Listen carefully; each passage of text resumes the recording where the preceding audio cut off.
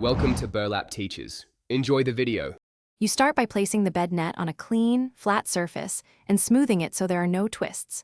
Once done, identify the top center and hanging loops. This determines how the folds will stack. Make a shallow fold in half lengthwise to align long edges, then press flat to remove air pockets so folds will lie neatly. You do this now to keep the net compact and prevent tangles later. Make sure seams face outward for a cleaner final package. Once the net is lengthwise aligned, fold it again into a narrower strip, 1/3 or 1/4, depending on net size so it becomes manageable. Then begin folding or rolling from one short end toward the hanging loops, keeping motion steady to avoid snags. Pause periodically to straighten corners and tuck loose material.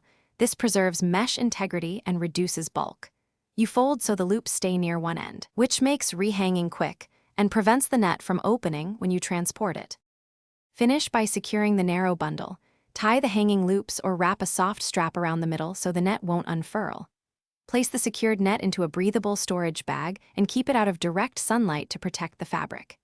If the net resists folding or becomes tangled, stop, reverse your roll slowly and spread the mesh flat, then repeat gradual folds.